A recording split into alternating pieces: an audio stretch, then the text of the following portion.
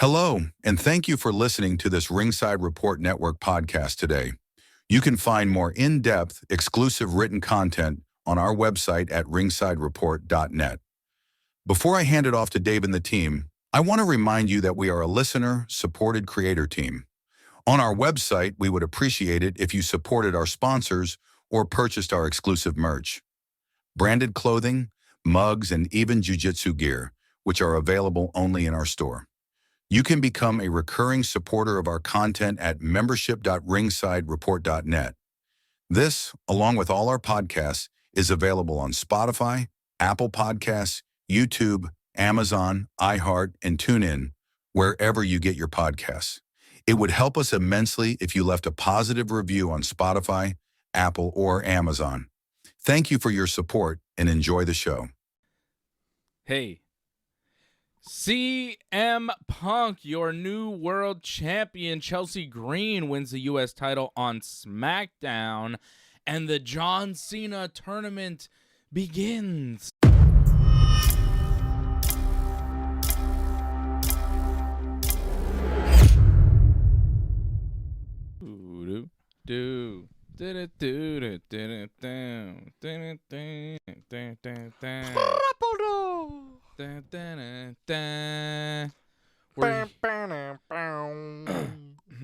We're here.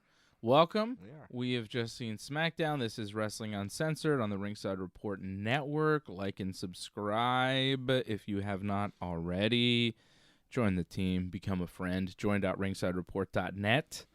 Johnny North not with us tonight. He's out wrestling in Sudbury, Ontario for Project X Wrestling. Good luck to Big Johnny tonight. Big Genesis, as he's known.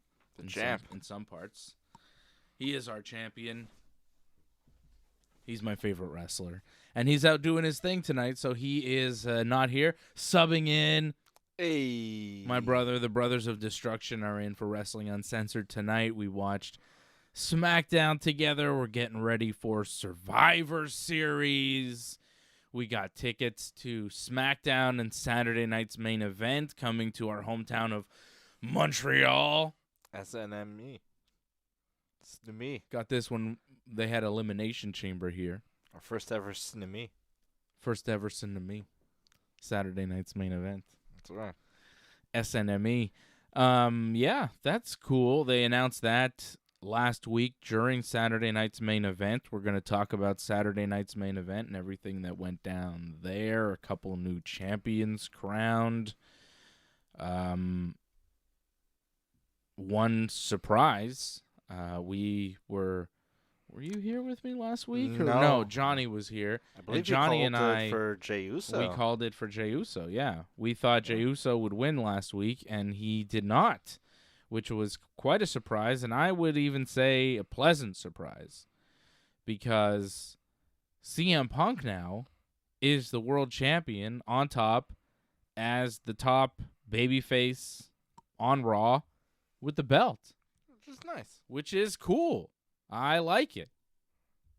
I mean, you look at the landscape of Monday Night Raw and who is on that show, and you want to pick top babyface, he is the best choice, I would say. LA Knight is an option. Jey Uso is an option. Mm-hmm. Some would even say AJ Styles or Dominik Mysterio could be options. You know, Braun Breaker, I think, you know, right now he's positioned as a heel, but the crowd likes him. Yeah. He could be an option as the top babyface at some point. I think he will be the top babyface. They position him the right way. He could be the top babyface in all of the WWE in, 3 to 5 years. Dominik connects with a lot of people. People really like Dirty Dom. Makes you wonder what his ceiling is, as far as the card. You never know. Yeah. Is it too much to say, they might consider him, a potential main eventer, one day? I don't think it is too much to say that. I mean, he's getting one of Cena's last matches. Is that match happening? There's the rumor that Cena will wrestle Dominik for the Intercontinental title at, Survivor Series? I think so. That'd be a big match. Yeah.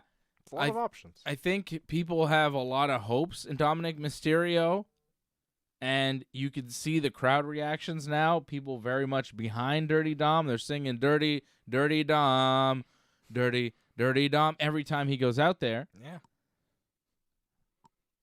It's interesting. I mean, I don't think it's out of the realm of possibility that we see a main event of WrestleMania at some point being Dirty Dom versus Braun Breaker. Yeah. Versus Cody. You know? Or, Dirty Dom versus MJF or Hangman Page in the main event of WrestleMania. I mean, who knows? It's possible. But Dominik, it was interesting this week on Raw. He had a promo with his father. Ray was there for some Ray reason. was there. And the crowd, like Ray was supposed to be doing his old thing of, Dom, you're bad, and I'm here to tell you that you're being disappointed in yes, you. and doing all that. And the crowd was not feeling it. The crowd was like, shut up, Ray. Yeah. Don't tell him what to do, Dad. And at one point, I think they were chanting kick his ass. And I am not sure who they were chanting it to. I'm serious. I'm really not sure. I was watching it. I was like, I think they're saying Dom kick Ray's ass. Yeah. Because Ray was talking, and Dom was just kind of standing there, and Ray was saying, like, you got to stop. And the crowd's like, kick his ass. And I'm like, I think they're telling Dom to kick his ass. And then Ray went for he hit the 619 on Dom, and then Dom kind of rolled out of the ring. But yeah. Like, if they did Ray versus Dom, I'm not sure who the crowd would be cheering for. I think they'd be cheering for Dom. If it's like a full match where, the music stops and, they're just standing in the ring, I think the Dom gets the crowd. There's an element, though, cheering for Dom that's ironic, I think. Yeah? You don't think? I think you think people are genuine?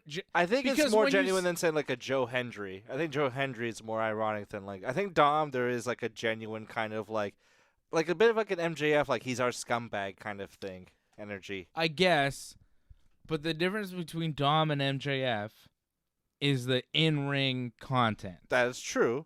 Like MJF, he gets love.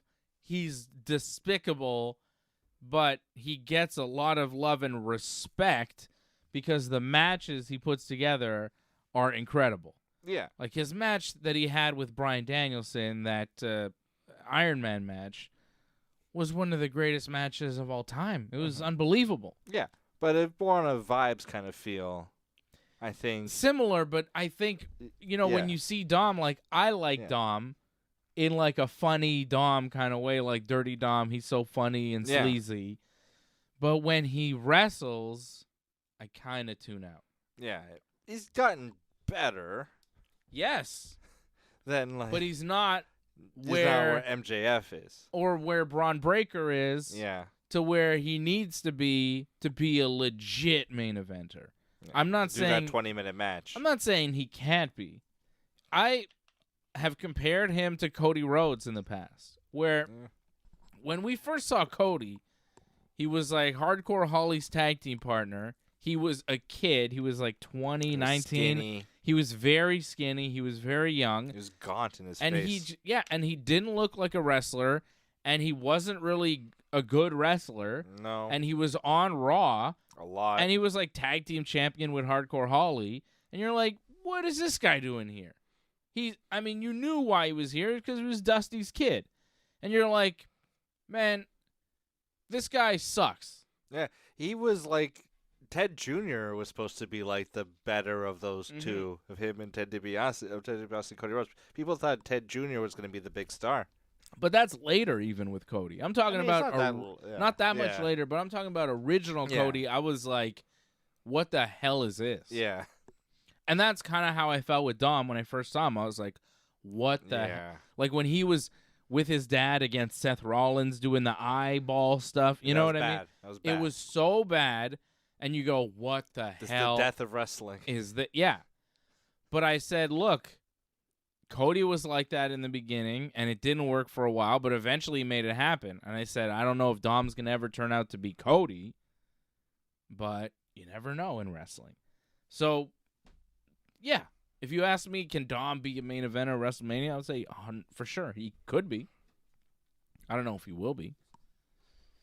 If you ask me if Braun Breaker could be a main event of WrestleMania, I'd say yes, and he will be. Like, for sure, because you could see they're telling you this so often on Raw. Like, this guy's going to be in the main event of WrestleMania. Like, they tell you, the commentary tells you, Paul Heyman tells you, he tells you, Seth Rollins was telling, like, everybody was saying, his opponents are like, I know you're going to be in the main event of WrestleMania one day, but I'm going to beat you now. Like, everybody says to him, everybody has to say, oh, Braun Breaker, you're the future of this company, because they're gearing you up for Braun Breaker being the future of the company, which they did a lot in the build to Roman Reigns. Like, they were like, this guy's going to be this guy. That's why audiences rejected him. And then people were like, oh. Yeah, and I think they're kind of overdoing it with Braun Breaker to the point where you're like, just him? Yeah, you kind of go, oh, really? Yeah, you go, know? I mean, then you really start to examine him and you go, well, what's the promo? Yeah. Can he really wrestle past 15, 10, 12 minutes? Like, yeah, he'll get tired out. I mean, I don't know if he gets tired out, but it's just like, what do those matches look like? Because we haven't seen them actually take place, right? So you go, okay, is he really tested? And I think he's going to be awesome. I'm a fan. I think he's great. But when the WWE shows you that the whole machine is behind them, then I think a lot of wrestling fans go, well, let's see. Like, now you got to prove Let's it. shine a light here. Yeah, which I think, he's ready. He's a Steiner. I think he's gonna get there, but it's got a 66.63% chance. Yeah, but it's just the WWE is really over. Like, they're not doing him any favors. No. By telling you this so much. They can't just let it happen. He's the future. It's like, just let him be the future. They didn't do that to Stone Cold. No, he just appeared. Yeah. Well, they don't want that kind of stuff to happen anymore. Yeah. It's different. But it always backfires, But Dirty Dom, like, he's fully committed. I mean, he's walking around with that hair and a mustache in real life, and he's got this new neck tattoo. Oh, boy. Have you seen this? I have not. He's got this big, like, lucha mask tattoo all over his neck. So, I don't know what kind of acting roles he's hoping on getting, but I feel like he's fully committed into pro wrestling. I mean, Cody's got the neck tattoo. He's Yeah, but it's, like, on the side, and you can... Dom's is big and right in the middle. I guess you could cover it up, but... It's tougher. Dom is all in, and I like it. Ray was really funny. It was like Ray was saying, Dominik, you call yourself the greatest luchador of all time. You think you're better than Blue Demon. You think you're better than El Santo. You think you're better than Eddie Guerrero. And then Dom was like, keep my father's name out of your mouth.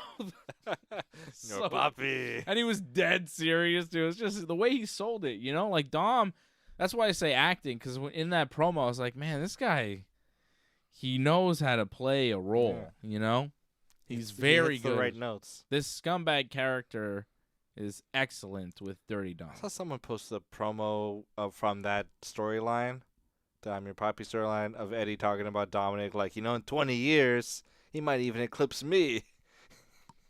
Yeah. I mean, obviously that's not going to happen, but, like, it's he kind of... might, though. Yeah. No. But that's... Because he might. Yeah.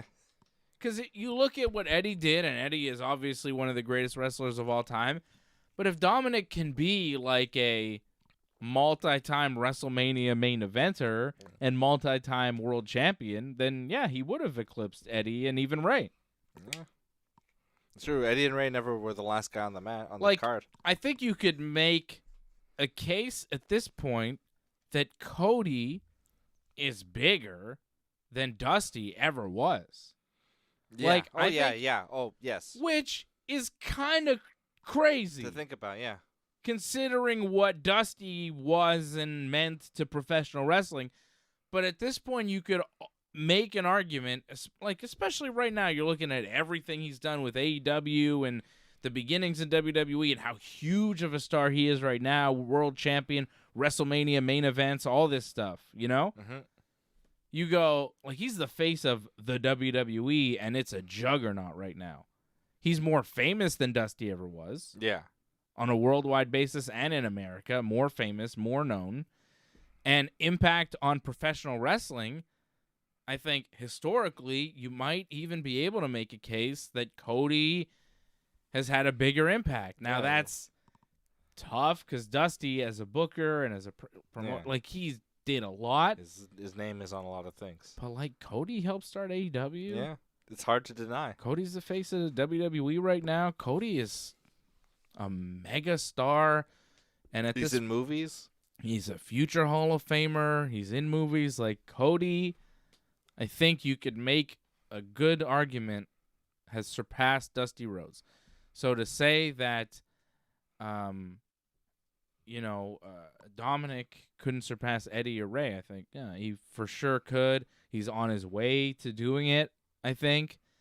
And, even you look at Roman Reigns. He may have surpassed everybody in his family, except for maybe one guy, Gotta have that match. He's main evented more Mania, at least on the... He's main evented more Manias than Rock. He's been kind of the face of the company longer than The Rock was, but it's just in that impact scale. on professional wrestling, you still got to give it up to The Rock for that family, the Samoan dynasty. Yeah, and The Rock was a trailblazing, eyebrow raising. Yeah, but Cody is like a mega star and a very impactful. Cody's going to be on people's player. Mount Rushmore, in like 10, 20 years. You're going to be like, oh, yeah, Cody. Yeah. He's got to be one of them on my Mount Rushmore. And honestly, I was thinking about Cody Rhodes the other day as the face of the company, as a WWE champion. And you see him have his matches. And they're very good. Yeah. And I don't think we've had a champion face of the company that's been this good of a worker since maybe Bret Hart. Yeah, as the face of the company, because like CM Punk was never that guy, and like Brian was Punk, like it was always still, Cena. It was still Cena. It was still Cena. And Cena is not as good of a wrestler as Cody Rhodes. No, Cody has. Cena wasn't putting as much. No, Cody is month to month. Is a hell of a worker. Yeah, he has real good old school style professional wrestling. He's a craftsman. He's a ring general. He's a student of the game. Like all that stuff. Yeah. Like you could great see psychology, the craft in the work of Cody Rhodes. Yeah, he's not the most athletic, although he is athletic. But just his match tonight, very solid with Aleister Black. Aleister Black match. It was a main event of SmackDown. Got interrupted by Drew McIntyre, who did his Claymore kick on the referee. He was mad at the referee because the ref didn't see Cody dropping Drew on the head with the belt. Mm-hmm. He dropped him with was it a DDT he hit him with on the belt? And then he hit him with the Crossroads, and then he beat Drew on Saturday night's main event. So Drew's mad at the referee because the referee tried to fuck on me. Right? So... that's also part of Cody's legend, that story. Yeah, so Drew attacks the referee, and then Cody attacks Drew, but then Aleister Black joins in, and then Damian Priest jumps Aleister Black, and they start fighting, and then Zelina jumps on Damian Priest, and Priest kind of flung Zelina off him. I'm like, oh, what happened there? And then Zelina and Aleister ran off. I think Damian Priest got a thumb to the eye from Aleister Black. And then Cody got rid of Drew. And then Drew got suspended by Nick Aldis. He's like, Drew McIntyre, you're suspended. No, he just left. He was mad. So Drew McIntyre got suspended. But, the match was solid with Cody. He wrestles a lot. He does wrestle a lot. And if you compare him to several generations of face of the company, he is among the very best the WWE has ever had on top. So yeah, we should as be a technical worker. Yes, we should be extremely grateful. It's like him, Bob Backlund. I'm telling you, like, people have no idea how grateful you should be to be in the era of Cody Rhodes, because I've lived through the eras of Triple H and John Cena and Randy Orton and Dave Bautista. And a lot of Roman Reigns. And a lot of Roman Reigns. And even most recent Roman Reigns. Like, Cody's a much better worker than Roman Reigns. And even, you know, I think Stone Cold was a really exciting wrestler, but by the time he was on top, he had his neck broken. He just wasn't. A lot of punches. Yeah. A lot of punches. And The Rock was very charismatic, but as far as, like, in-ring. Yeah, I felt he was a bit underrated that Not era. as good as Cody. No, but he had a lot of excitement. I'm telling you. As, like, face of the company. Matches. But he got to wrestle Kurt Angle a lot during that time, too. But face of the company, like, top guy, he's among, like, Bret, Shawn. He's in that category. Yet, he's pushed like a Hogan. Yeah. It's very unique, and it's really special. So, I'm a big Cody Rhodes fan. I think he's an excellent wrestler, and it's very refreshing for the WWE to have a worker of his caliber especially with as how their top guy.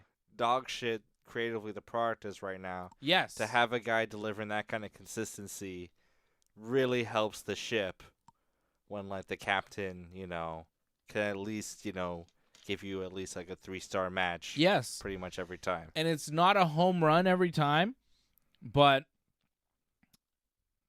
like, he's hitting doubles and triples. And when he does hit a home run, it's like a grand slam. You're like his match with Kevin Owens. Yeah. Like the TLC match or something they had, Rumble. Or even some of his most recent matches. He had a great match. His match with AJ in France. I mean, the crowd wasn't amazing, but their match was incredible too. Yes. And the Lyon, I want to say, was a match in Lyon. And look, his match with Seth at Crown Jewel, I thought was fantastic. You know? Yeah. I like Cody. It's solid. He is really good. Really good. Who do you wrestle at Elimination Chamber? Did you wrestle on that? No. That's when he was off. Probably filming Street Fighter. I'm trying to find other. Who do you work at the Rumble? CM. No, he was in the Rumble. He was in for a title match, right? Yeah. Anyways. It's been a long year in wrestling. Yeah. We've seen a lot of wrestling this year. Oh, yeah, that's right. Because, no, he was in the Rumble, Cody? With the Cena and maybe that was that last year. No, that was last year. Wasn't, No, yeah. He was in the Rumble because he got... No, Cena won the Rumble, right? No, Jey Uso won the Rumble. Oh, yeah. But Cody wasn't in that Rumble. No. That was some other year. He wrestled Kevin Owens then. I'm getting mixed up the That was thing this year? here. It's like crazy match with Kevin Owens where they went head first through the ladder, Owens? Was that this year's Rumble? That was this year's Rumble. Yeah. That's probably why Kevin Owens is out right now.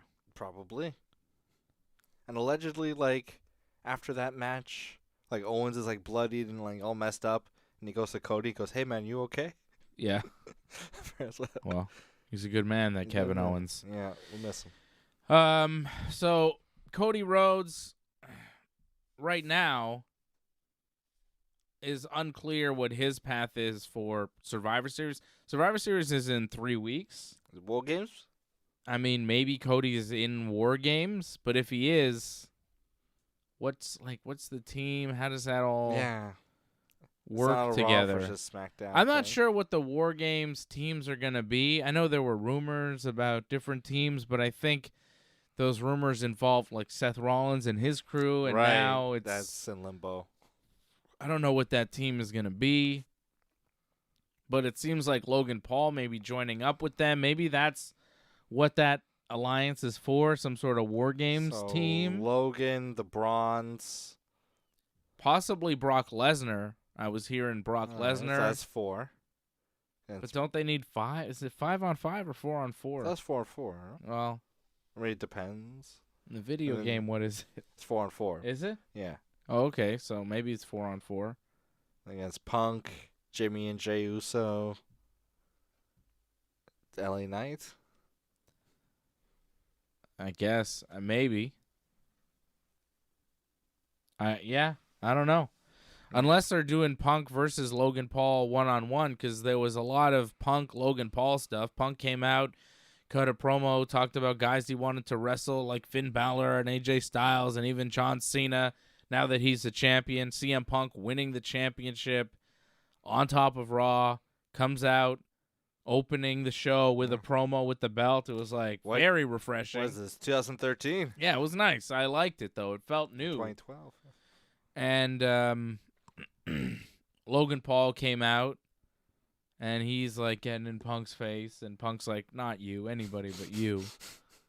He was literally saying that. It was very funny. And then Heyman came out with the bronze, and he's like, look, you got to get to the back of the line because right now you're in the way, Logan Paul. This is Bronson Reed. He's going to get the shot here. We're coming after CM Punk. And Logan's like, no, I'm not getting out of the way. What's this about? And then, what's all this then? What's all this? And Heyman, he's giving him the business. And eventually they're like, get out of the way because it's like fighting. Punk tells Logan, I think, get out of the way. It's fighting time. And then Logan decides to just leave the ring. And he kind of stands there, and Braun Breaker gets in his face and pushes him down. Oh. And then Logan, he got pushed, he falls down, and his head smacked the apron. Ow. And the apron, like the video apron, so It looked like it hurt. It was pretty good. Braun Breaker doesn't care about YouTuber safety. No. He does not care about anybody's safety, which... Oh, that KSI? He killed that guy. Oblivion? Like, I want to see Braun Breaker wrestle Logan Paul. Yeah. Because he'll mess him up. I don't think he'll hold back. And that's part of what I like about Braun Breaker. He's got Brock Lesnar energy. Or Sheamus. He's just like, I am going to give it to you. And if you want to give it back to me, go ahead. Give me your best shot. Try it. Like, he's dangerous. Yeah. He's mean. He's very Steinerish. Like, I really, like, his dad and his uncle were the same way. Yeah.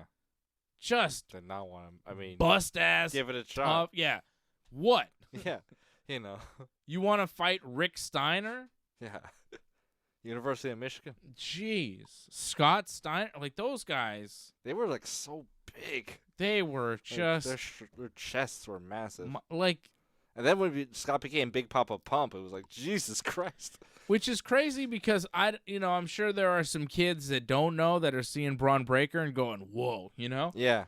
But Braun Breaker is nowhere near as physically imposing as his dad or uncle were in their prime. Those guys, the Steiner brothers, my God. Unbelievable tag team. Like they would go toe to toe with like the Road Warriors and be like, whatever. Yeah.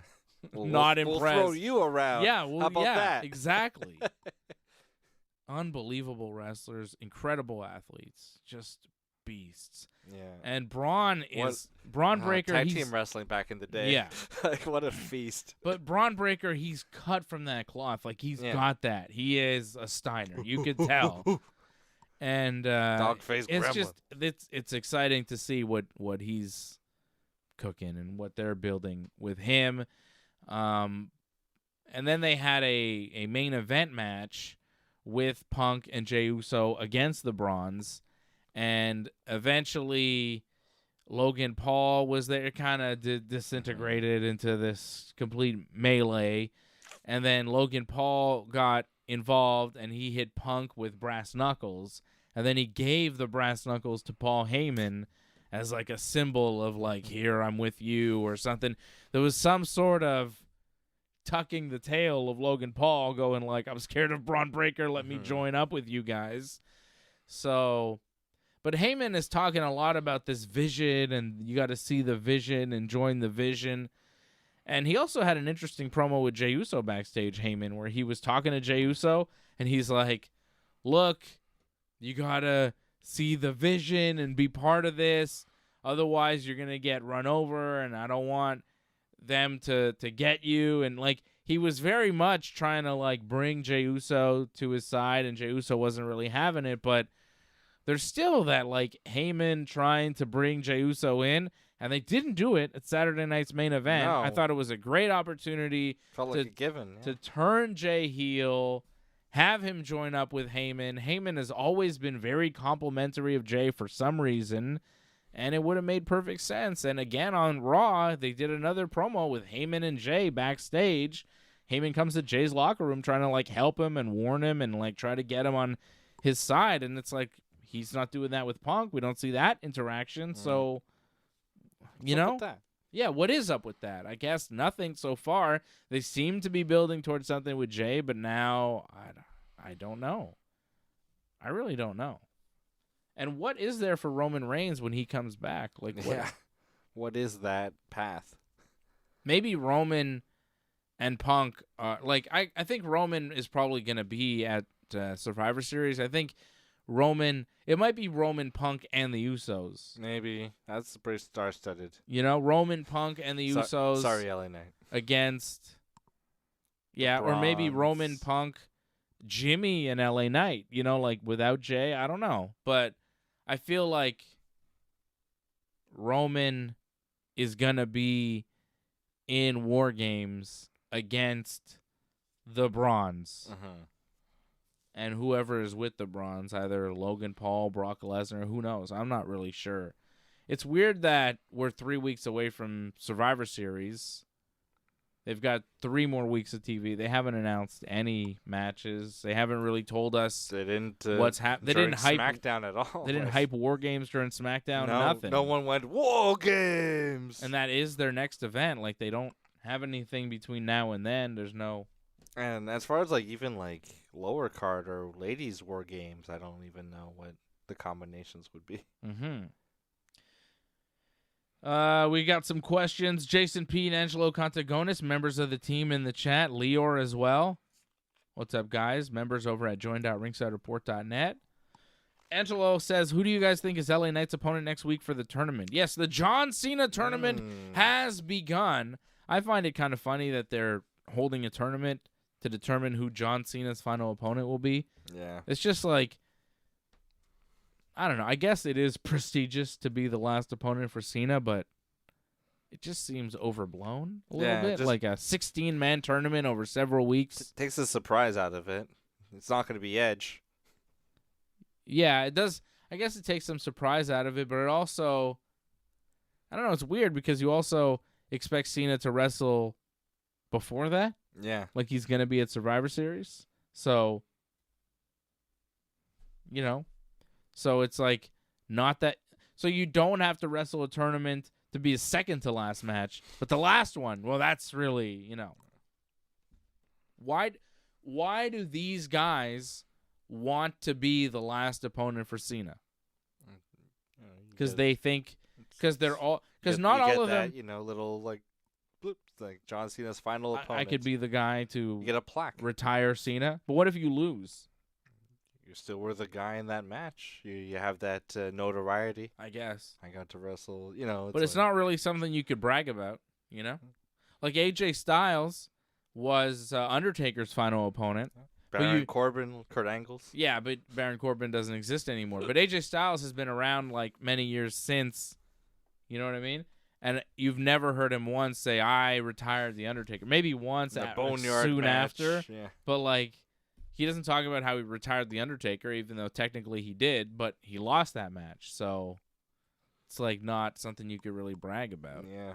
I don't know. It's just a weird thing. I've never seen it before where it's like you have a tournament to determine who the last opponent will be. Usually it's like, you know, Ric Flair's like, it's got to be Shawn Michaels. You know, like they. Yeah, I want it to be you. Yeah, but they're just like, well, and like even tonight, Nick Aldis was there. He's got like a big thing of like bingo balls, big tumbler with balls. So it's like random guys could be in this tournament. So it's like, doesn't even matter. It's dumb. I don't really like the tournament thing. LA Knight is going to wrestle a tournament match, a John Cena tournament match. The last time is now tournament. I don't know. It's a mystery opponent, right? Is this Gunther? Or do you think I could see it being Gunther. Yeah, just from the start, kind of like, oh, Gunther's back. And then he beats LA Knight because LA Knight's losing a bunch of matches lately. Yeah. I think Gunther makes a lot of sense. Like, well, let's just get this over with. I know people are hoping. Like, what is? I wonder. I mean, people, I've heard, Edge or John Chris Jericho. Cena last time. I mean, Chris Jericho would be kind of cool. But he. I don't think this is it. This isn't how he comes back. He's not. Is he still kind of with AEW? Or technically? I don't know. Yes, he's still under contract with AEW. Okay, so not him. So yeah, it's not him. They've announced some opening round matches: Damian Priest versus Rusev, and Sheamus versus Shinsuke Nakamura. I hope Sheamus and Rusev both win because they have history with John Cena, whereas Nakamura and Priest do not. At all. So I think Sheamus and Rusev should win and move on there. We also know Jey Uso and The Miz will wrestle, and LA Knight will wrestle a mystery opponent. I'd like to see, I can't believe I'm saying this, The Miz win because he's got history at least with Cena. I think this should come down to a lot of guys who have had big matches with Cena where you go, oh, he could win because that would make sense. Whereas, like, I think Damian Priest as the final opponent for Cena, you go, well, why? It's forgettable. Yeah, that's ridiculous. So I'm going to go, Miz over Jey Uso somehow. Sure. Distraction from the bronze or something. Yeah, Rusev over Priest and Sheamus over Nakamura. But as far it's 16 different wrestlers. That's a lot of guys. So 1, 2, 3, 4, 5, 6, 7, possibly 8. So we only know 7 of the 16. Yeah. So people are hoping for a lot of mysteries. Like Edge is still under contract with AEW. Jericho's under contract with AEW until the end of 2025. So the earliest you could see him is January, which for us in Montreal, January 23rd, 24th, fingers crossed for Y2J, would be sick, right? Would be sick. Would be cool. Main event. Make a lot of sense. I'd be happy. Although the Royal Rumble is a week later in Saudi Arabia. And sometimes, but they do like to save big surprises for the Royal Rumble. So if he is coming back to WWE, which all signs point to yes, the Rumble would make a ton of sense. But Canada would also make sense. His home country. Announce that he's going to be in the Rumble in Canada. He returns in Canada, and then, he's going to be at the Rumble. Advertise it maybe. I don't know. It'd be fun. But LA Knight, I think, Gunther possibly. Although Gunther could be, one of the other 8 mystery guys that we have so far. Because, who else is in this tournament right now? I think people are expecting, because Cena said Raw, SmackDown, NXT, and anywhere else, right? Yeah, which made people wonder AEW, but, let's be real. No, they're not going to lend people from AEW to the WWE. That's just not happening. For a tournament for, 4 matches. That they're not going to win either. Yeah. No, I don't think so. So, no Edge, no Jericho. Maybe Joe Hendry. For maybe novelty's sake. Maybe Zack Ryder. Matt Cardona. He has history with Cena. Got beef.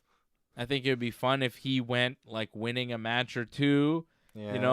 He's like, I'm gonna cut a promo. I'm gonna get revenge on that John Cena you show him shoving him off the. Oh no, it was Kane that did that. Yeah, but it was in that storyline. It was. Ryder was made to look like a total weakling. Yeah, Cena was kissing the girl that Ryder liked. Yeah, right? It was. That was so weird. That was just Vince putting his thumb and being like, "Stop this push." Maybe Dolph Ziggler is in it. He's got some history with Cena right now. So yeah. But it's a slim pickings. It's not going to be The Rock. It's not going to be Bautista. Maybe Randy. I don't know what Randy's health is like. Yeah, I mean, I could see Randy Orton being in the tournament. I could see that. You see Randy being the last opponent? No. One more time? No, I mean I think Meltzer was saying that it was going to be Gunther. I think some other wrestling, outlets have reported that Gunther, and they were saying this. They're like, there's going to be a tournament for Cena's last match, and Gunther's going to win. And I was like, oh, okay. And then they announced the tournament like a week or two later. From WWE announces the tournament. I was like, this is that tournament that those guys on the dirt sheets were talking about. And then I'm like, I guess Gunther's going to be in this and win. They're like, what? Gunther's here? How did that happen? Yeah, exactly. So the word is out that it's going to be Gunther. And also it makes sense for like the classic foreign heel to wrestle the American hero John Cena in his final match in Washington, D.C., where the president of America may possibly be attending with Vince McMahon as his like personal guest, possibly. Vince, really? There are a lot of rumors floating around about Cena's last match and Vince and Trump possibly attending. Vince and Trump, or Trump. In the arena. I don't know if they be together, but, there are rumors that Vince will be there. There are rumors that Trump will be there, and they seem to overlap. Like, I don't know what's going on there. Television. So that's what's up. Yeah. So, Gunther makes sense. Yeah, I think Gunther probably, which is unfortunate. And actually, if that is the setting and all those people are there, it would make sense that like the Nazi-coded wrestler is triumphant in that match. Gunther! No, I think Cena wins. Oh, yeah? No. Yeah. I think Cena wins. Cena wins his last match. He triumphs over evil. Yeah. And then you just move on. And, like, Cena wins his last match so he could have, like, a final celebration and everything's nice in Cena World. Yeah, it's just like, let's celebrate John Cena at the end. Everyone comes out to Cena wins. And then, Gunther doesn't lose anything by losing to Cena because Cena will disappear. Yeah. And it's like, oh, yeah, well, he lost that match, like, a while ago, but that guy's gone. So you forget about it, and Gunther's still a strong heel and dangerous and all of that. Be in the Rumble. He can go up against CM Punk. He's still... Like, you still will have a memory of Gunther winning because he will go through a number of the top superstars in the company on his way to getting the shot at Cena, and then you lose to Cena, which is fine, and then you move on, and you have a good little run. I think it'll be real interesting to see when Gunther's fully back and, like, past the Cena thing, past December, leading into the Rumble, leading into January, where... How does he fit in to the landscape of Monday Night Raw? He's a former world champ. He's a main eventer. He's a heel. Is he the top heel of Raw or is it Braun Breaker? You know what I mean? Like, how does Gunther fit in a world now with Braun Breaker kind of elevating? Who is the top dog as far as the heels go on Raw? I think that'll be an interesting little story going into late December. Or, nothing's going to happen in late December because of the holidays, but early January going into the Rumble, like, how is Gunther positioned compared to how is Braun Breaker positioned? I think that'll be interesting to watch because they like Gunther. They do. You know what I mean? They like Gunther, but do they like Braun more? Yeah, I think they do now. On his way down in the card, kind of. Maybe. Matthew Henley asked, Dave, do you think they will put a world title in one of John Cena's last matches? But he's called himself the last real champion all year. I don't think so. I don't think Cena's going to wrestle for a world title again. Punk teased it. He was like, if you want another 18-time, try get me. But that match, Cena doesn't have enough dates for that to happen. So I think the closest he's going to come is wrestling for an Intercontinental Championship against Dominik Mysterio at Survivor Series. I think that'll be the closest thing. Because, he's never won the Intercontinental Championship is what he's saying. Yeah, and maybe he'll win it. Maybe. And, drop it after, the Kevlar tournament. Or he'll retire with the Intercontinental Championship, and he'll be like, I'm the last real Intercontinental Champion. Cool. I think people will be like, yeah, whatever. Yeah, sure. I think that belt got retired at one point and got brought back. So. By Cody Rhodes, I think. Or Cody Rhodes brought back the white Intercontinental belt. Yeah, no. I thought they maybe got rid of it or they unified it or something. Yeah, they did get rid of it. There was a time where that was gone. Yeah, the Intercontinental title disappeared for a bit. Yeah, right? it was like just the U.S. title was like on SmackDown, and on Raw it was like maybe the women's title was the mid card. It was like I forget the circumstances around the disappearance of the Intercontinental title, but I'm quite certain WWE got rid of that for some months to years. Yeah, like I wish Johnny was here. 2000s. Johnny would know. Yeah, Johnny would know that. like after Shelton Benjamin was like Intercontinental champion, they got We rid of it. could look or it up something. later. It's not that important. Yeah. Nevertheless.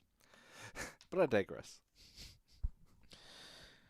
So the John Cena tournament will start on Monday, and John Cena will be on Raw because it will be in Boston. Cena's final Cena country. appearance in Boston.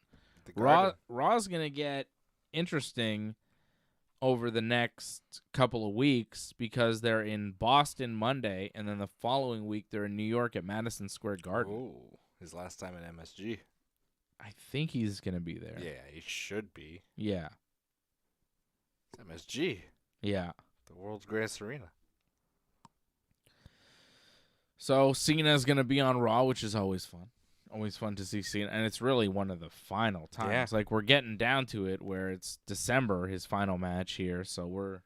Oh, you think in We New got York like a they'll have month some left. Kind of Yankees kind of shirt. When he Last goes time to is New now. York. Oh. John Cena, Yankees. Like pinstripes. Oh, I might have to get that. Oh, if he comes It'll out probably- with some it'll sort of probably Yankees be themed Mets. gear for Probably be MSG, Mets. Or Knicks.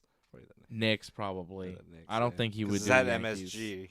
Yeah, I think it'll be Knicks, Or Rangers. which I'm not excited about. I want Yankees Cena gear. That would be cool as hell. Or the Giants. Not enough Yankees wrestling crossover gear. I don't think there's The any. Brooklyn Brawler. Yeah, I don't know. I want some sort of.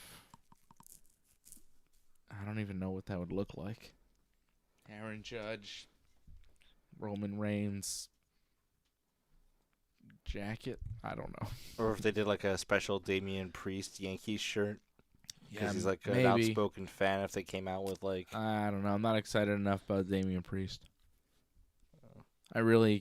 Damian Priest, like... I don't know anybody whose favorite wrestler is Damian Priest. No, Nobody. one of those guys, you know. He exists. He's fine. Like, him feuding with Aleister know? Black is perfect because those guys are, like, the same guy. It's Is the that- same. I see those guys, I'm like, yeah, all right. I get it. But there's just not enough there. Remember when Damian Priest was world champion? Did that happen? Yeah, because he cashed in on Drew McIntyre. And was like champ for like a few months from like Yeah. around Mania to SummerSlam. And I remember at the time thinking, this is ridiculous. Yeah, it kept going. And then it ended. And since then, he's been like, Yeah, he's been kind of lost in the weeds. I'd be very surprised if he ever becomes champion again. Yeah. Because He's had some good... I mean, his As match champion- with Drew was fantastic at Mania this year. The street fight. yeah, It was a good match. yeah, he's not a bad wrestler. No. It's just like they have a lot of these guys that are pretty good at wrestling. They have size, you know. They look impressive, They're inoffensive, you know what I mean? Like, there's nothing, like, outwardly bad about them. but there's a real lack of charisma. Yeah. Like Priest and Black and Dragunov we were watching tonight. Jesus Christ. That was just a void of charisma in a match. You have two guys that I would consider, you know, it's that term, good little hands. You know, like they're good at wrestling. They're there to put the star over. Unfortunately, they were wrestling each other, so there was no star to put over. It was Ilya Dragunov wrestling Johnny Gargano. Dragunov is the U.S. champion. He did an open challenge tonight on SmackDown. Tommaso Ciampa comes out with Gargano and Candice LeRae. And Ciampa wants the match, and Dragunov is like, yeah, I'll take a match, but against him, Gargano. And I was like, okay. And then Gargano's wrestling Dragunov, and the match lasted a while, and they did wrestling moves, and it was okay. But there's just something about Dragunov and something about Gargano where you go, there's no real character here. When they talk, it's not interesting. And Dragunov, like, I want to like this guy, but there's nothing there. He's very plain. Yeah, I don't know what he's supposed to be. He's Russian. He wears a big jacket when he comes to the ring. He has tattoos, and he wrestles hard.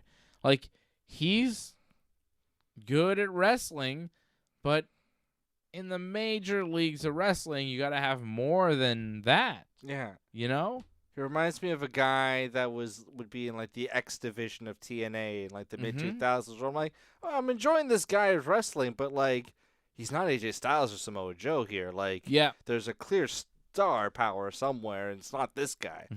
You know, I liked the Amazing Red, but I was never like this, or Elix Skipper, but I was never like, oh, this guy should be number one. Yeah, over Christopher Daniels and Samoa Joe.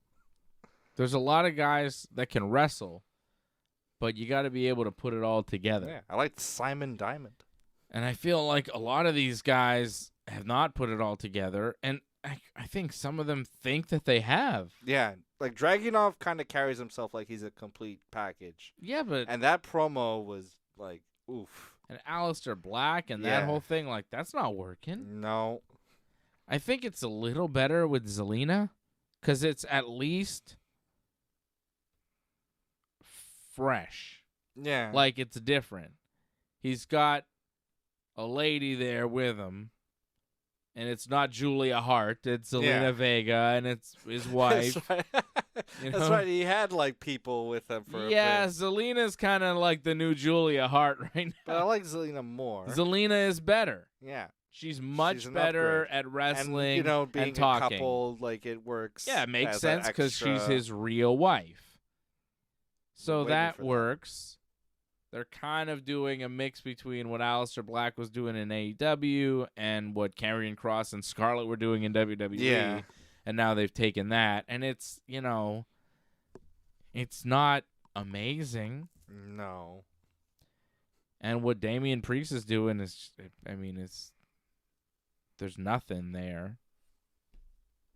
So there's a lot of these guys with just not a lot of personality. And it's hard to watch them. Jade Cargill comes out, doesn't have the wrestling ability as a lot of these people, but has the personality and charisma, where she is the new women's champion. She beat Tiffy Time and, like, beat the hell out of her. Yeah, all those power bombs. I mean, that Saturday night's main event match between Jade Cargill and Tiffany Stratton was nuts, in the sense that Tiffany Stratton got no offense in. She got a couple moves, and then Jade beat her up. Tiffany got a move or two, and her knee. She was selling the knee. She was selling the knee, so Jade was just whooping her ass. And my God, did Jade look powerful! Just like 3 power bombs, and then she hit the Jaded, and it was like stiff. Yeah. She beat the hell out of Tiffany Stratton in that match. It was nuts. And then she comes out on SmackDown, walks out looking as only Jade Cargill can look. And again, you know, you can't say enough about how impressive and superhuman she looks. Yeah. She has got, like, final boss energy. She looks more impressive or more impressive than anyone that has ever stepped foot in a WWE ring. And that says a lot about a lot of people that we've seen. I'm talking about Ultimate Warrior. Yeah. The narcissist Lex Luger. Rick Rude. China. Yeah. You know what I mean? Like, impressive people where you go, God damn. Where do they make the masterpiece? Where do they make humans like that? The Great Khali, the Undertaker, the Big Show. Yeah, it's like you go, what the hell is that? Yeah. And when you see Jade Cargill, you go, what the hell is that? It's like a marble statue come to life. It's a superhero in real life. It's unbelievable. And she comes out, and she's got the attitude. And she's a heel now, which is perfect because that's who she is. Thank God. And she comes out, and she's like, in case you forgot, I'm that bitch. And then she walks out, and you're like, oh, shit. It was like, that's all she needs to say. And it was perfect presentation, perfect energy and attitude on the way in, on the way out. And, like, excellent. And, like, then, like, Charlotte Flair comes out for her match. And Jade is, like, talking shit to her. And, like, Charlotte kind of walks past her, but Jade is still there, like, talking. Like, Charlotte's pyro's coming up, but Jade is, like, standing there, and she's, like, taller than Charlotte. Like, yeah. And I was kind of like, yo, turn around, Charlotte. Jade was also wearing heels. Yeah. Pretty tall heels, which made her look way bigger than Charlotte. But she's still, like... She was towering over Charlotte Flair and standing there like Charlotte was, like, doing her entrance, and Jade was just standing behind Charlotte and Alexa Bliss and looked wider than both of them. Yeah. Looked, like, wider than two women, and one of them is a jacked woman, Charlotte Flair. Is another one of those physical specimens. Yes. You know? Like, Charlotte is a beast, and Jade Cargill made Charlotte look like nothing tonight. Yeah. I was like, oh, leave that little lady alone, Jade Cargill. Yeah, it's like, Charlotte, watch your back. Watch out, Charlotte. Get you. That's Jade Cargill. Storm is coming. It was really impressive. Like, seeing Jade tonight with the belt, looking gigantic, mean, like new Jade Cargill, mean Jade Cargill, is something we haven't seen in WWE so far. No, we haven't. Like, this version has not existed yet. TBS champion Jade. This is the Jade Cargill that we loved in AEW. Yeah. Mean TBS champion, like squashing people. Cut the shit, Tony. Cut the shit, Tony. I'm that bitch. Just champion, winning, on top, mean. And stiff too. Yeah. And that is the Jade Cargill that got over like crazy in AEW. And if that's what they're doing in WWE, good. This is how you're supposed to present Jade Cargill. Excellent. I'm happy she's champion, especially this version. Like, even the backstage with B-Fab. That was when awesome. She kind of got in B-Fab face, and she's like, listen, you got a problem with me? We can settle in the ring. Like, she made B-Fab and Michin look like, uh-oh. Yeah, we screwed up. Yeah. Oh, no. And I told you not to say anything. And but that's not what they said. They were kind of like, oh, we'll get her. Yeah, but like. But they kind of had, like, the way Jade was, like, really in their face, like, Jade's energy is so intense, you could tell those like, baby faces, they're not that strong, and they're kind of like, oh, man. You know, like, damn. Kicked. And that match is going to be crazy next week. Jade Cargill is going to beat the hell out of B-Fab. She's going to, if she's willing and allowed to do what she did to Tiffany Stratton, who's one of the top stars in the company, imagine what she's going to do to B-Fab. I love that sentence. Imagine what she's going to do to B-Fab. She's going to kill that B-Fab. Be dead. God damn, how Jade Cargill is impressive. Just nuts. And then Charlotte and Alexa Bliss were there making their entrance because Charlotte had a match where her boob was out for half of it. Oh, yeah. Like, Charlotte's whole one of her boobs was out, and we know this only because we saw it. Because Netflix didn't do the perfect job in censoring it. They tried. They had a valiant effort. They did a very good job because the screen would kind of go to black for a few seconds during the match, and I was like, is Netflix bugging out? What's going on? Yeah. And then it kept happening, and I was like, I think that's a wardrobe issue. I think sometimes they do that because, like, somebody's boob is out, and it's probably Charlotte's because Nia's pretty covered up. And then they kept flashing black screen, and then they flashed out of the black screen when they shouldn't have, and it was just like Charlotte with her boob, like she had like an outfit that was cut out, and her boob was protected, and then it was like on the side, and you could see like full boob, nipple, everything for like half a second, but it was still like, oh, that's what's going on. Yeah. I see. Okay, Netflix isn't bugging out. Charlotte's top is bugging out, and that's why. She went to the corner and they fixed it. She got it fixed. Right, yeah. And then she did like a moonsault. Yeah, and you're like, oh no. And I was like, but it was fine. It's okay. But yeah, you could kind of tell something was going on. And then it's got to be tough for ladies.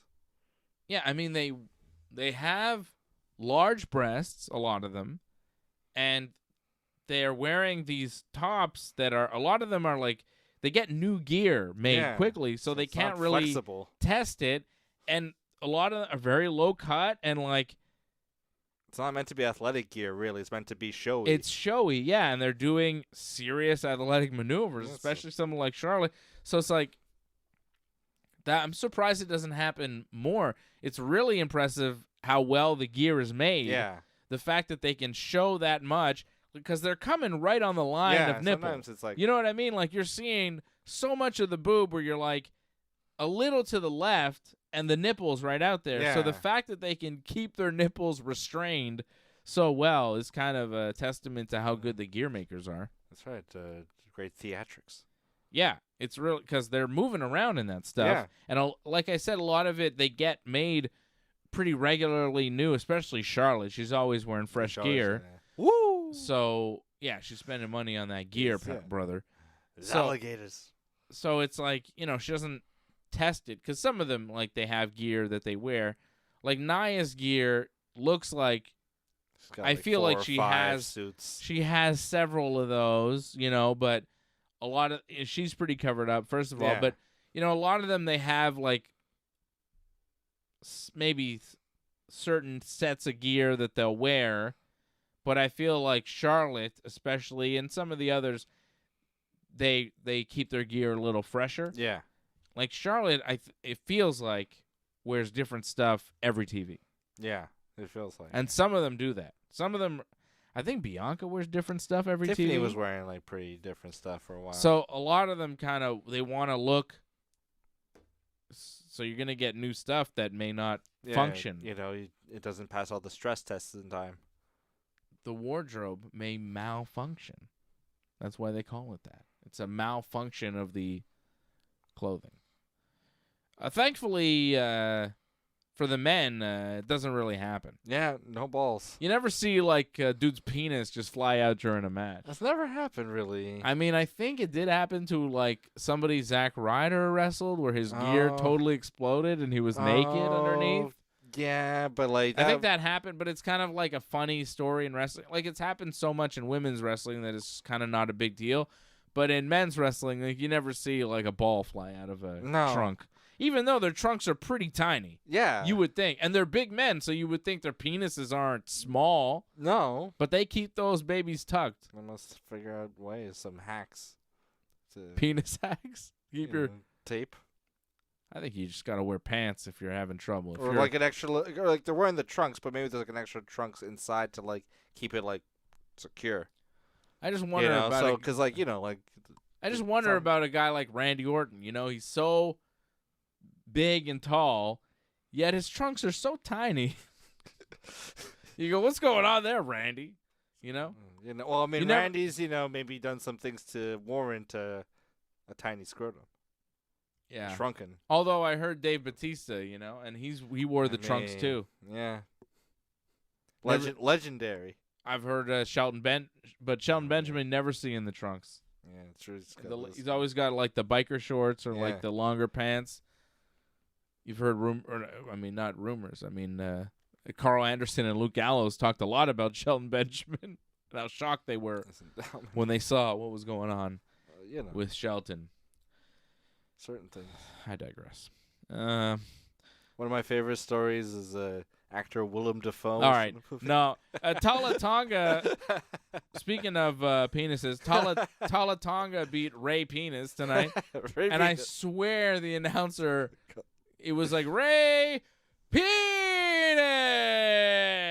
I was like, did you just call him Ray Penis? And I swear it wasn't Ray Penis. He was booked like his name was Ray Penis. Yeah, he got beat up by Tala Tonga. And then Tala and Solo went to attack Ray Phoenix after the match. But Sami Zayn came out with a chair to make the save. Looking real Mick Foley. Even after he was told specifically by Nick Aldis not to go out and attack the MFTs, because he's not medically cleared to compete, but Sammy went out with a chair and helped his old friend Ray Penis. Anyways. I think the biggest news, though, coming out of SmackDown was a new champion crown. Chelsea Green beat Giulia with her feet on the ropes to become the new, now 2-time WWE United States champion. So Chelsea Green wins the belt again. She's some sort of Mexico champion, too? She has a AAA, her and Ethan Page are like AAA intergender tag champs. Okay.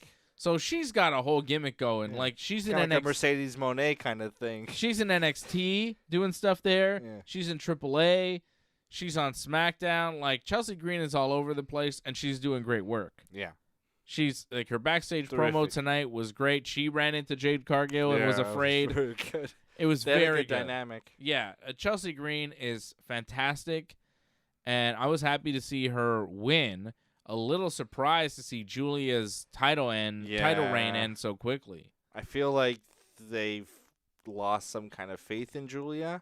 Because the last few weeks have been more about Kiana James than Julia. It's been weird. So, and she lost like pretty unceremonious. Like she hit her Arrivederci move pretty early on and it didn't have much effect, which is never a good sign. And then, like that match was like, 3 minutes or something? Like you were barely gone. Yeah. Like that's pretty much over. Yeah. It's weird how quick the match was. It's weird how short Julia's title reign has been. And I feel like maybe they have lost faith in her and the whole act because, like, at first she comes in, her and Stephanie Vaquer. They were equals. And they were equals, and they were pushed pretty hard as these new stars and baby faces. And then Julia goes to SmackDown.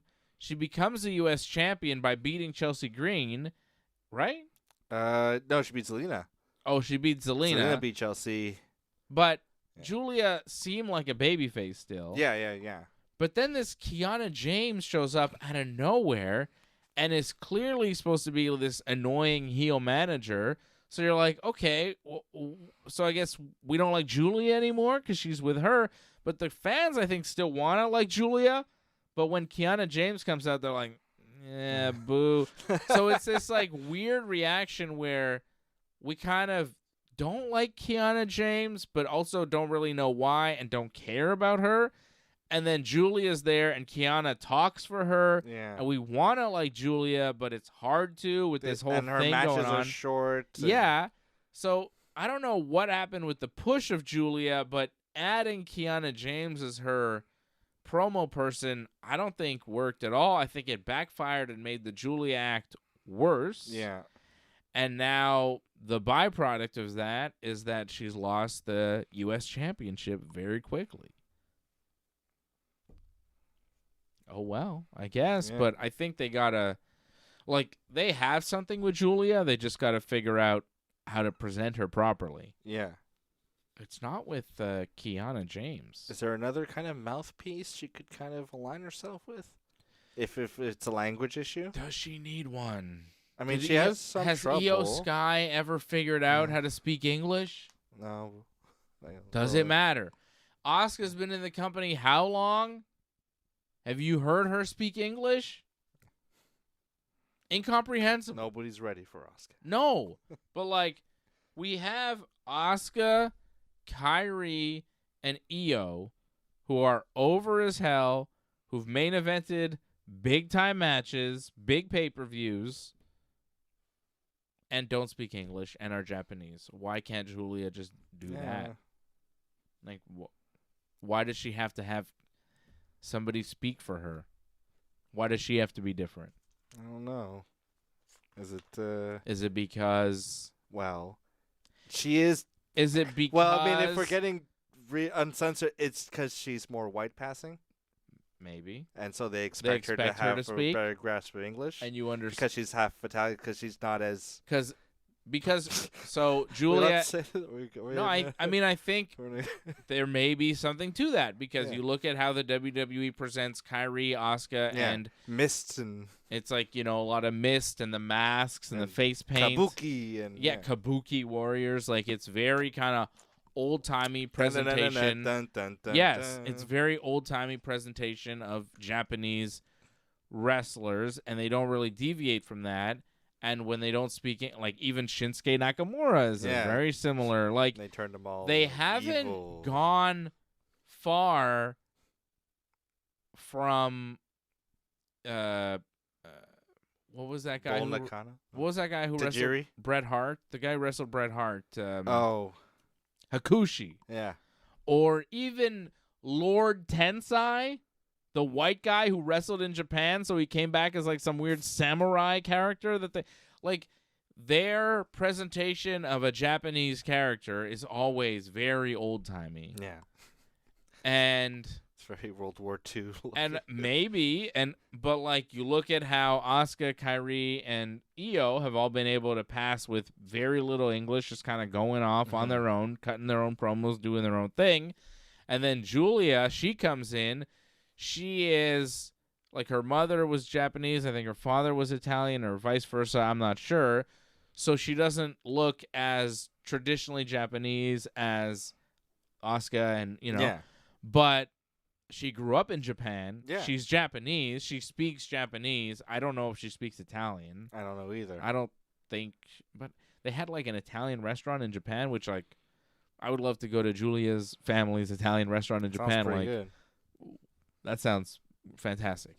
But, so I wonder if that's why WWE goes, she's got to talk because, I don't know. Your name is Julia. Yeah, exactly. Because her name, when I saw her and I saw that her name was Julia, I was like, oh, she's like, hey, maybe she's from Mexico. Maybe she's Italian. I didn't know.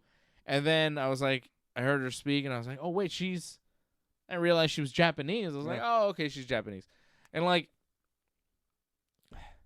but in WWE, it's very much based on what is your first impression of this character when you see them, just their face and their name. Yeah. And when you see her face and her name, you go, not Japanese. You don't think, when you see Asuka and you see her face and her name, you go, I get it. Yeah. When you see Julia, you go, I think I get it.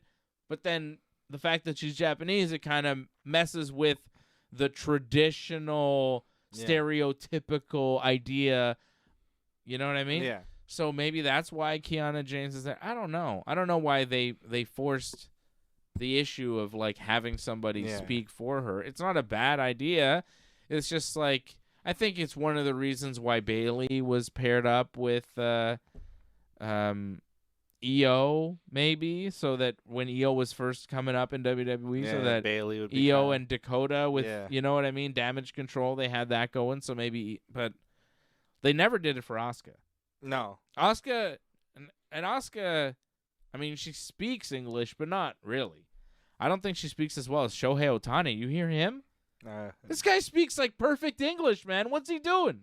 Why doesn't he speak English? I heard him say some stuff. Thank you very much. I was like, what? He's like, thank you, guys. I was like, he spoke like perfect. It was like no accent. I was like, what's going on here? Obama. Yeah. Let me be clear. Yes, I'm telling you. You got to find Shohei Ohtani speaking English. But Asuka is not, and they never tried to give her an English manager ever. No, I think it's just never, Asuka. Not even an English tag team partner. Like when they gave her a tag team partner, it was like Kairi Sane, who also speaks no English ever. And they're fine with it. Yeah. They just told Asuka on like how she'll kick your ass. And I'm fine with it too. I've always said, like, subtitle promos, don't care. But yeah, I wonder with Julia. I don't know why they never tried to sell Julia as an Asuka, like, just going in there and hard hitting, kicking. Because like her moves are like hard hitting, like she does headbutts and like as like her signature, and but they just didn't really want to sell her like that. It's strange.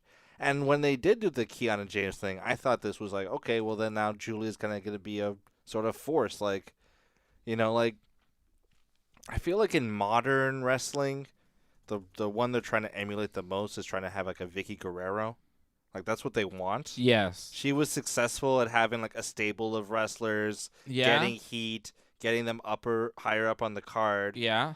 And I thought that's what they were going to try to do with Kiana James. I feel like one of the things that backfired is suddenly Kiana James is wrestling. Yeah. Like she wasn't just doing the managing and helping win. She was like taking the fall in tag team matches or even being a singles wrestler and like losing, and that Julia's hurt too. On the outside. I was just like, well, it's not about Julia. Yeah, and that hurt too because the main appeal of Julia is how good of a wrestler she is. And when she's wrestling a tag team match, and her tag team partner is Kiana James, who's just not very good. No. I thought it was going to be Kiana James, grabs the ankle of someone there, and then they turn around and get headbutted by Julia, and then she, becomes the champ. I thought that's the trajectory they're going to, and then they fumbled it. Yeah. Like they do. So Julia loses the U.S. title pretty quickly, and the WWE, if they can't figure out a way to market you, sometimes they just kind of give up on you. So you become a jobber. I don't know. You're on main event. Yeah. I don't think that's the path for Julia. I think they do figure it out. They just maybe reset. Maybe move her to Raw and have her feud with Stephanie Vecquay, and they have like hard-hitting matches, and just kind of becomes like that. Stephanie Vecquay is another one who's like, she's there on Raw. She exists, but I don't know how over she's getting. Lost in the shot. I mean, there's a lot of people on Raw. Like a lot of the major women's wrestlers are on Raw. Yeah. You got Rhea and Io. Well, Rhea's hurt right now. Yeah. But Becky was on Raw. She cut a hell of a promo. My God, what a promo from Becky. Oh yeah, she said some stuff about New Mexico that was pretty funny. But yeah, it's a lot of she stars. said the most Nikki Bella there. The most famous show that you guys that's about you guys is about how much crystal meth you guys do. It's like, whoa. Damn, Becky, that's pretty mean. But a hell of a promo. And then Roxanne Perez and Raquel Rodriguez got a win over Stephanie Vecquay and Nikki Bella. Wow. And Nikki took the fall, and then she felt bad.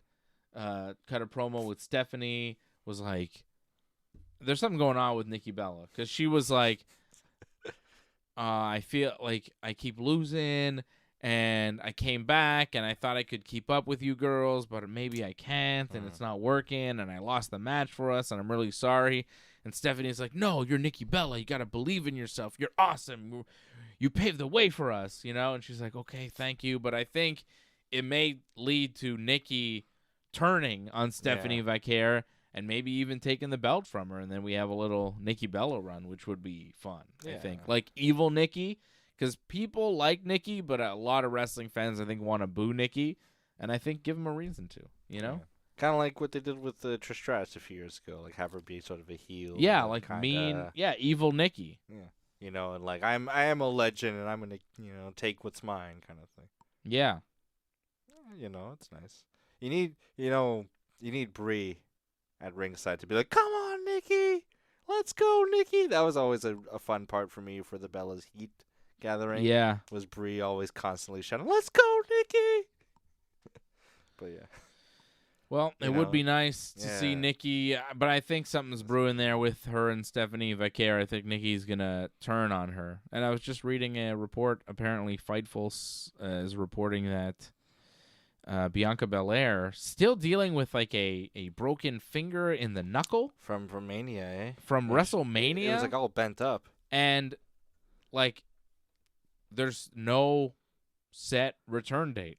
She's still really hurt. She's still hurt. That's it's a long time. I mean, yeah, her loss has been felt. Like I think SmackDown really could have used her these last few months. The whole company could use Bianca, like Raw or SmackDown. It doesn't really matter. Bianca is an incredible talent. She's one of the top stars in the company. Losing Bianca for this number of months, like it hurts. Man, I wonder, how bad can it be that like they haven't been able to medically repair it, or it just hasn't healed, or I guess it just hasn't healed. Actually, maybe it's losing flexibility. Yeah, something you need your fingers, which really sucks for Bianca Belair. Yeah, because not only does she need her fingers for wrestling, but she conditioning. Not just that, she hand makes all her gear. That's true. She makes her own gear. So right now, she can't like this is maybe the worst kind of injury for somebody like Bianca to have. Because I'm sure, I feel for Bianca Belair, because if she had like a ankle injury or knee injury that's keeping out for some time, she could still make gear. Yeah. But it must be if she's got like a broken finger and her knuckle, she's not able to, I don't know if she'd be able to make gear because you need your hands. That's work with your hands. Yeah. So she would maybe take this time to make a lot of stuff for her return, but she couldn't even do that because so maybe she's found a way to work around it. She can still make some stuff, but like one of the most amazing things about Bianca Belair, she made her and Montez's gear. And if you see Bianca's gear, like it's really elaborate and really nice. She's an unbelievably talented human being. She's jacked. Also, Bianca Belair, you look at her and you're like, wow, she is like a superhero. Yeah, she's another one.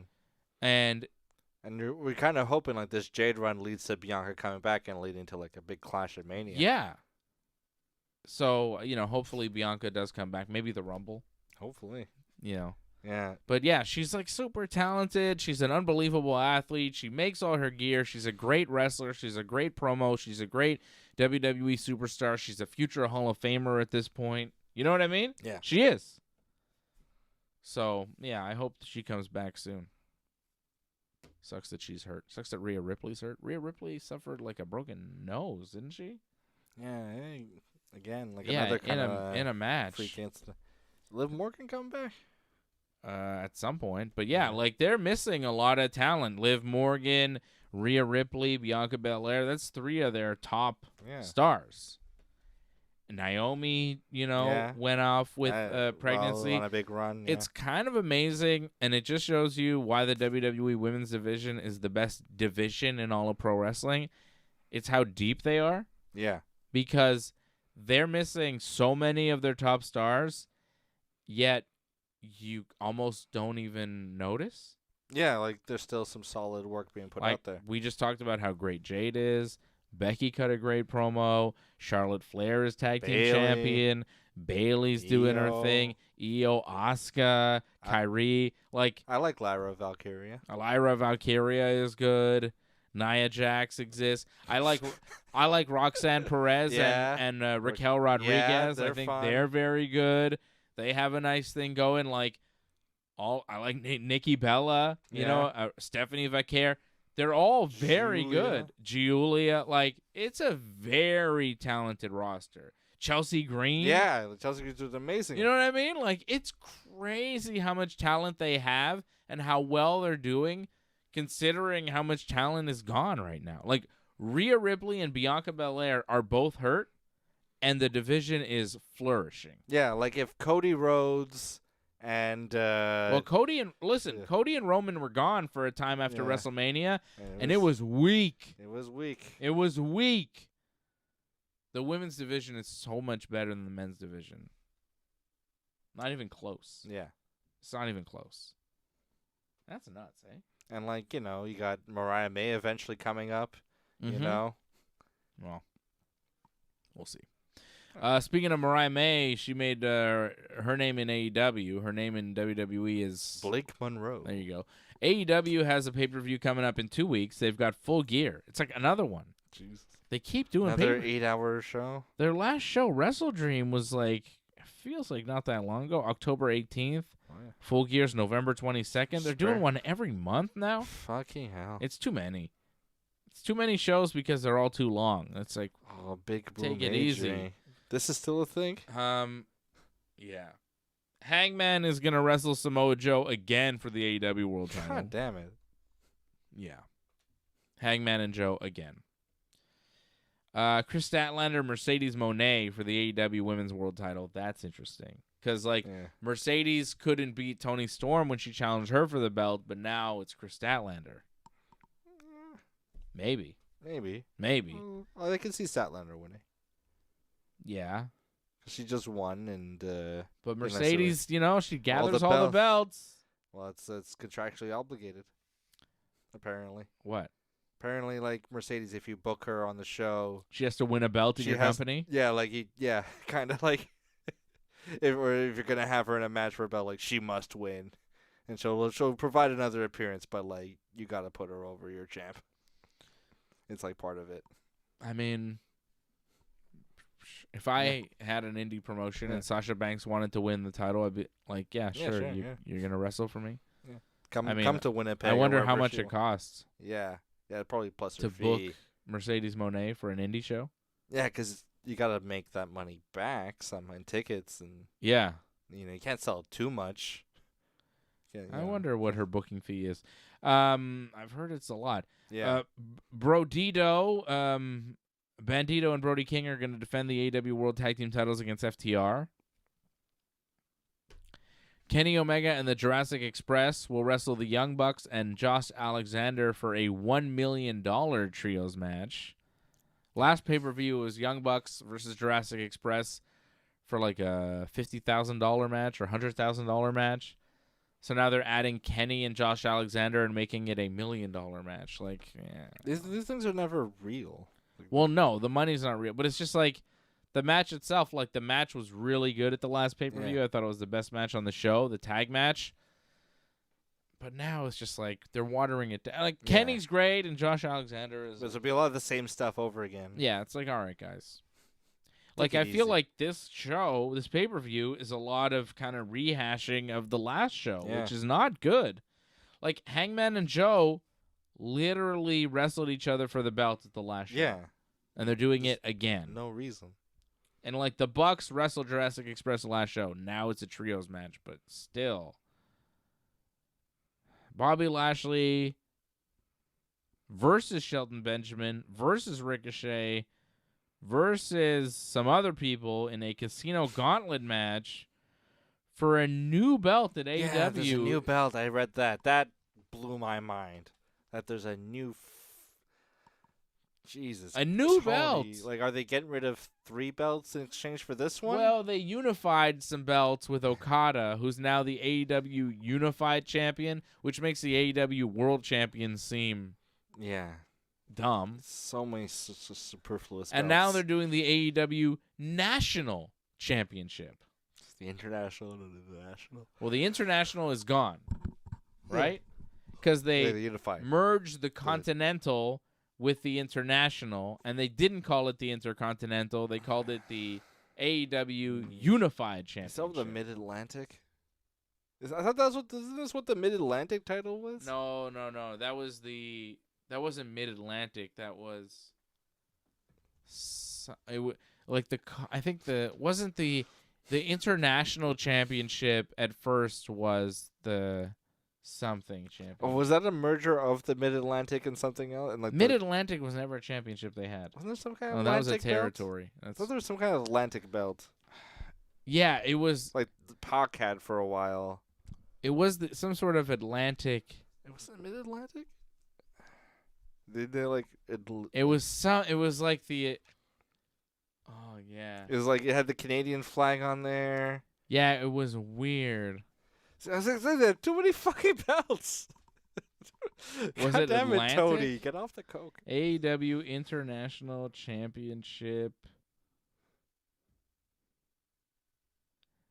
It was called International at first. All Atlantic. All Atlantic.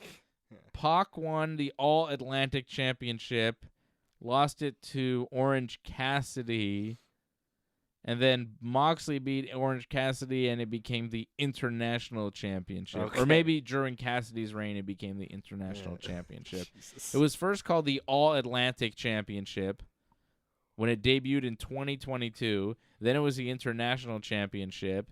Then it got unified with the Continental Championship, so now it's the Unified Championship. Okay.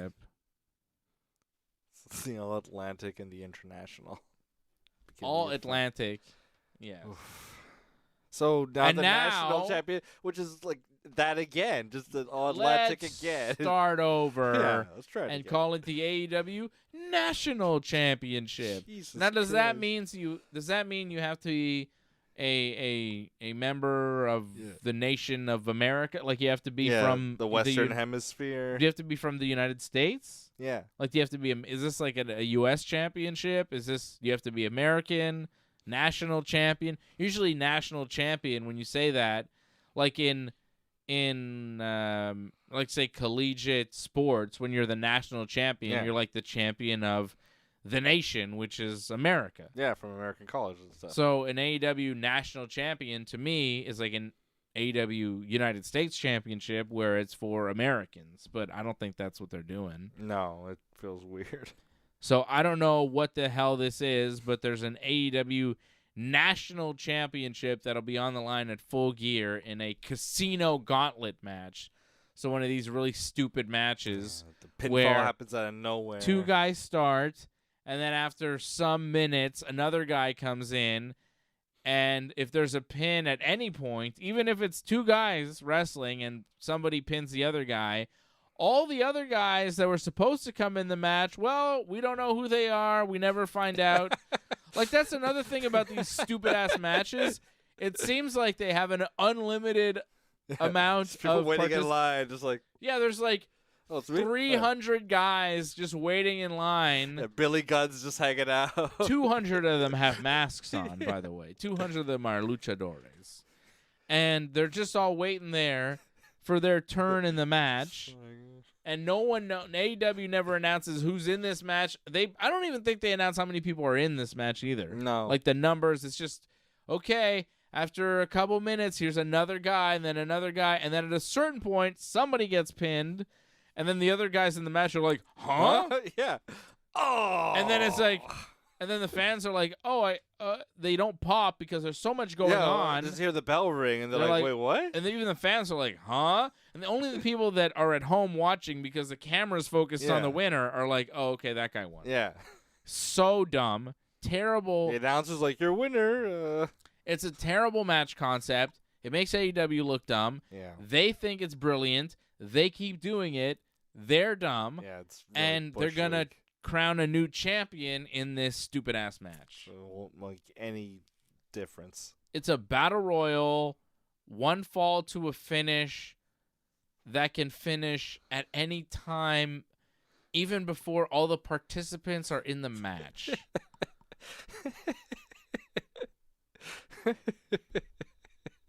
Like, you kind of want a later spot in the match so you can find somebody who's beat up already. Yeah, their body's in the red. Like, you could be fresher, and somebody's maybe taken a couple finishers from some guys and is, like, a little out of it. So maybe you beat him up real quick and you pin him. Like, maybe there's an advantage to that.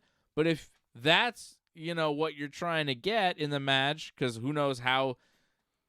That's another thing. Like, no one ever explains to you how the order of participants is determined. Like, is every 2 minutes? Is it? Well, we don't know the intervals, but we also don't know who decides who gets to go first and who gets to go. Like, no one knows. Is it like a random lottery? No one ever knows. No. Do you draw cards? Is it 21 guys? It's a I casino, don't know. But what does a casino have to do with? I have no idea. And then... but if you're later in the match trying to take advantage of some already beat-up guys, you run the risk of not ever entering the match because it ends before your turn. It's just such a dumb concept, and if you really think about it logically, it just sounds stupider and stupider. Yet, now they have a new belt, which is another dumb idea, and they're crowning a new champion in the stupid match. It's absolutely the last thing they should be doing. This, yes, all of this, the title match, introducing a new belt, the exact opposite of what they should be doing for this company. As a great man once said, "It's a big bowl of wrong." Yeah, a big bowl of wrong. Big bowl of wrong. Kyle Fletcher is going to defend his TNT title in a no disqualification match against Mark Briscoe. If Briscoe loses, he will be forced to join the Don Callis family. Is this the main event? Maybe. I think Hangman and Joe have to be the main event. But Kyle Fletcher, again, wrestled Mark Briscoe a month ago at Wrestle Dream. And all these matches are going to be 20 minutes long. So many of these, 3 out of the 7 matches that they've announced for this show happened on the last pay-per-view a month ago. Outrageous. What are we doing? Joe and Hangman again is we didn't really care to see it the first time. We didn't believe Joe would win the belt. Also, if Joe wins the belt, what the hell? Yeah, the last time he won it was outrageous. I mean, it was okay, but we don't need to see it again. No, hell no. I don't need to see him be the one to beat Hangman. Yeah, it shouldn't be him. So Hangman feels like he just got the belt. Yeah. So the last match was kind of like, huh? Why? And now with the fact that we're doing it again, it's like, okay, nobody else. The first time when they wrestled, it was like Joe's a babyface and he has respect with Hangman and he's all good. But then he loses, so after the match he attacks Hangman and now he's a heel and now they hate each other. Oh, for Christ's so it's sakes. like a different He's unhinged. dynamic, but Come on. it's the same match. It's the same prospect of Joe being champion, and it's just not that interesting. Yeah, he's clearly like a 79 overall. You So, know, like it's just, AEW Full Gear we used to doing be here? one of their big shows of the year. Yeah, they've been But it shows is of the year sometimes. gearing up to suck. Yeah. Just a bunch of nothing. I'm not impressed by your performance. I'm really not. No. They should add GSP to this card. They can't afford it. Can he be in the Casino Gauntlet Battle Royal? They, Oh, George St. Pierre's here. that'd be sick. He just knocked out. And they tell him Kip Sabian. Kip Sabian is dead. yeah, he shoots on everybody. Yeah. He's not smartened up to the business. Yeah. He thinks it's real. It'd be fantastic.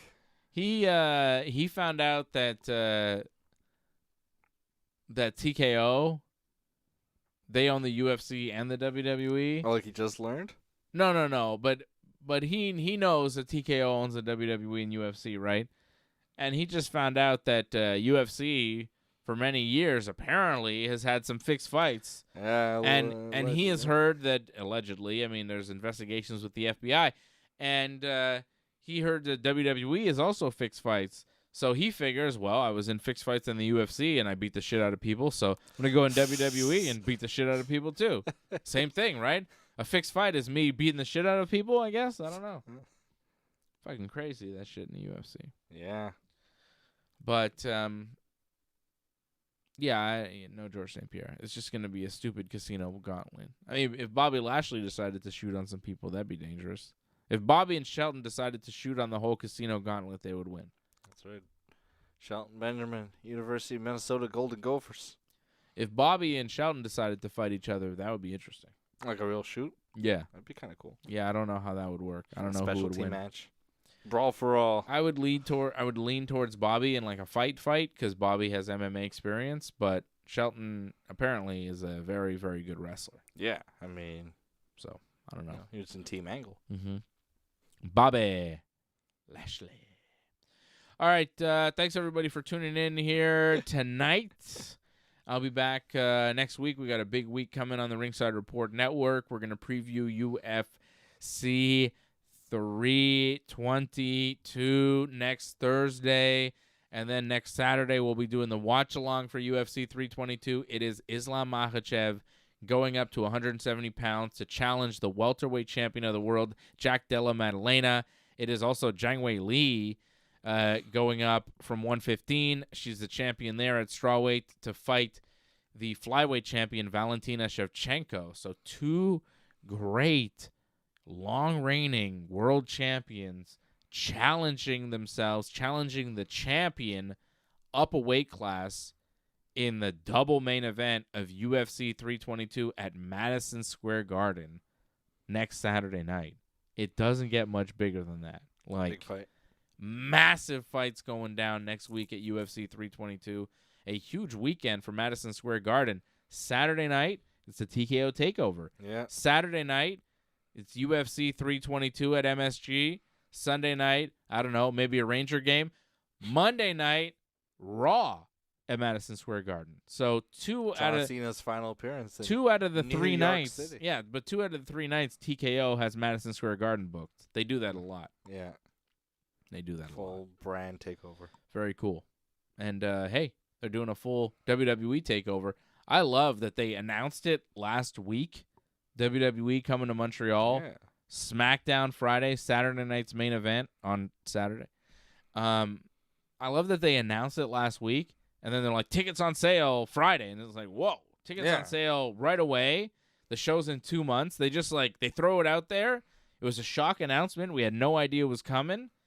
And then we get tickets right away, and it's like, oh, here we go. It's like out of nowhere. We're going to Saturday night's main event. Think we're getting Jesse Ventura? I hope so. Has he been at all? Not all of them. Is he allowed in Canada? Why not? I don't know. I don't think he's been convicted of anything. No, I'm just joking. I don't know. He lives in Mexico. Yeah, well, that's it. He's a controversial figure. Who knows? Canadian border is tough, from what I understand, if you're not Canadian. Yeah. But Jesse, we love Jesse. Yeah. Bring Jesse into Canada. He's Coming the from man. Minnesota. Yeah. Thank you, Angelo Contagonis. Thank you to everybody checking in. Matthew Henley, Angelo, Ryan, Jason, Leor, Lorne. Everybody checking us out over on YouTube, Kick, Twitch, Twitter, Rumble, all the places, all the things you watch the show. We'll be back next Friday. I think Johnny will be back next Friday with me right here on the Ringside Report Network. Thanks for sticking with us to the end. We would really appreciate it if you could help us spread the word. You know the drill. Hit that subscribe button, flip those notification switches. We are an audience-supported network, so consider becoming a recurring supporter at membership.ringsidereport.net. Check out our website at ringsidereport.net. Hope to see you again next time, and have a good night.